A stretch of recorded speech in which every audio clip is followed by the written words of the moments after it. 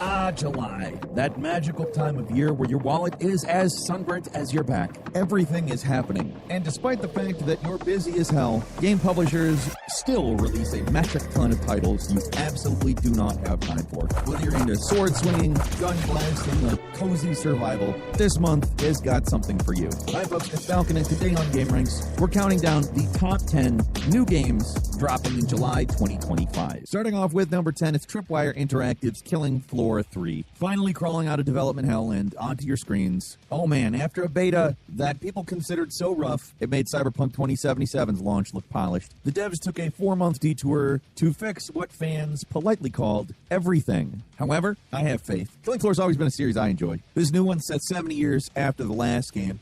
You're part of Nightfall, a rebel group that's fighting off the Horizon Corporation's latest batch of bioengineered nightmares, Zeds, as you may know them. And you and 5 other people are going to take on smarter enemies and enough gore to make a butcher blush. Basically, it's Left 4 Dead meets Doom meets Cyberpunk 2077 meets zombies. And yeah, rough beta, but they delayed till July, specifically July 24th on PC, PS5, and Xbox Series. I think it's going to be good, personally. I'm really pulling for Killing Floor 3. Moving on to number 9, it's Ninja Gaiden Ragebound. Developed by the Game Kitchen and published by Dotemu and Koei Tecmo, this side-scrolling action platformer picks up immediately after the original Ninja Gaiden events, starring Kenji Mozu and optionally Kumori, with lightning-fast combat. You have precision dodges, wall grabs, deadly dash combos. It's very much like a modernization of the original Ninja Gaiden, like the stylish, retro, side-scrolling action game. I don't want to say it's exactly Ninja Gaiden with a modern polish. It looks like it's developed somewhat, which I think is good. I'm glad they aren't just giving us like a really old game in new clothes, I guess. Beautiful pixel art, though. Absolutely beautiful pixel art. One of those games I'm super excited to play this one. Ragebound is coming to PC, the PlayStations, the Xboxes, the Switches, and it's coming July 31st. Moving on to number 8, it's Shadow Labyrinth, a gritty sci-fi reimagining of Pac-Man.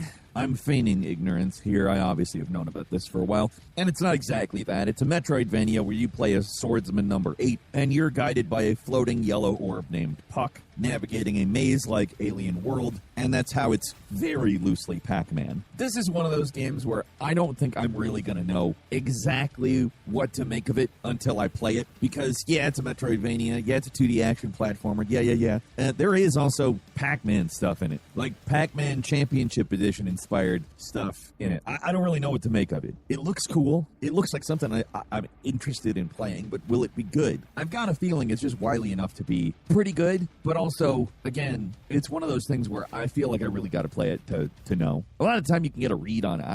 I can't. It's interesting, and that's about as far as I can really get with it. Shadow Labyrinth is coming July 18th to PS5, Xbox Series, Nintendo Switch 1 and 2, as well as PC. And number 7 is Grounded. Obsidian made this sequel to the Shrink and Survive game they made called Grounded, and it's about to launch in game preview and early access. And you could probably go and say a bunch of very obvious improvements: the bigger backyard, meaning more area to explore, apparently triple the area over time, not immediately. But more importantly, you're going to be able to ride bugs, like you can tame ants, spiders, etc., and you can ride them into battle. Interestingly enough, Obsidian says this was only possible by dropping Xbox One support. I'm not completely sure I think that's true. Riding stuff isn't, new tech, but whatever, it doesn't matter. It's something that should have been in the original, and it's here now, and that's what matters. Like I said, Grounded 2 is launching in game preview and early access exclusively for PC and Xbox Series on July 29th.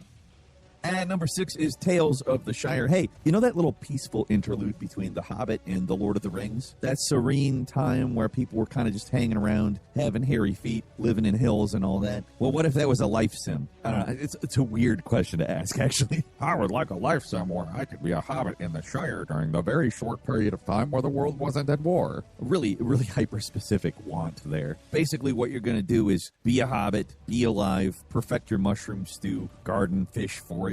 Like, on some level, I think this sounds like a really fun, cozy sim game. And on another level, I'm kind of like just massively confused how this got made. I'm glad, to some extent. I mean, if it's good. And if it's not good, I'm not very glad about that at all. But it's different. It's interesting. And I just don't understand how somebody greenlit it and put money towards it. This is the kind of game that your mom would like after complaining for decades about how you like all these violent video games.